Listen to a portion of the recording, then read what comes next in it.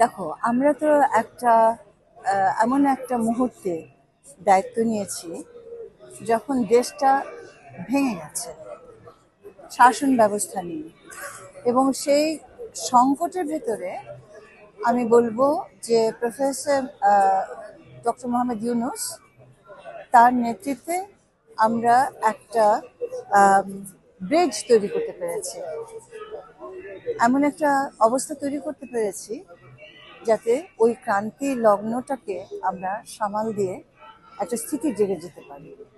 এখন এই যে সংকটটা এত গভীর ছিল, এটা বোধহয় আমরা নিজেরাও জানতাম না যখন আমরা দায়িত্বটা নিই। এবং কথাগুলো নতুন করে বলার কিছু নেই, জানো।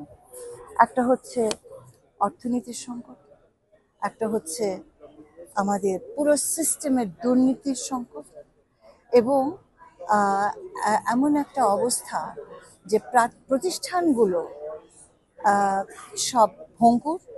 এবং আরো একটা জিনিস হচ্ছে যে প্রাতিষ্ঠানিক দুর্নীতি বলতে কি বোঝায় সেটা আমরা বাইরের থেকে যা ভেবেছি, ভেতরে গিয়ে এটা সত্যি উপলব্ধি করেছি।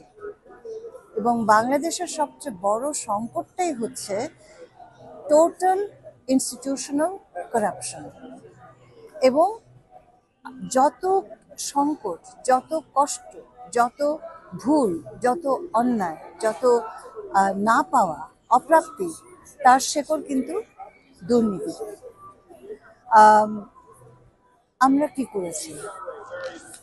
আমার মনে হয় সবচেয়ে বড় যে কাজটা আমরা করতে পেরেছি আমাদের এখানে দায়িত্ব নেওয়ার ফলে স্যারের নেতৃত্বে, আমরা দেশে যে অরাজকতাটা হতে পারত, সিভিল ওয়ার কন্ডিশন যেটা হয়ে গেছিল, গৃহযুদ্ধের মতো যে অবস্থা তৈরি হয়ে গেছিল, সেটা সম্পূর্ণ সামাল দেওয়া গেছে। অর্থনীতিটা যেটা ভেঙে টুকরো টুকরো হয়ে আমরা একটা শূন্য ভান্ডার পেয়েছিলাম, সেই ভান্ডারটা আস্তে আস্তে আবার পূর্ণ হচ্ছে। অনিয়ম এবং অপশাসন এটা একদিনে ঠিক হবার নয়, কারণ বাংলাদেশের রন্ধ্রে শিকড়ে এটা পৌঁছেছে। এক বছরে আমরা যেটুকু সংস্কার করেছি সেটা একটা পর্যায় পর্যন্ত যাবে, কিন্তু এটাকে যদি উপড়ে ফেলতে হয় তাহলে এটার জন্য আরো অনেক গভীরে কাজ করতে হবে। আমরা অনেকগুলো পলিসি এনেছি, অনেকগুলো সংস্কার এনেছি, অনেকগুলো আইন এনেছি, যেগুলোর মধ্য দিয়ে আমরা আশা করছি যে আগামী যারা দায়িত্ব নেবেন তারা সুষ্ঠুভাবে যদি দেশ চালাতে চান, তারা আমাদের কাছে কৃতজ্ঞ থাকবেন।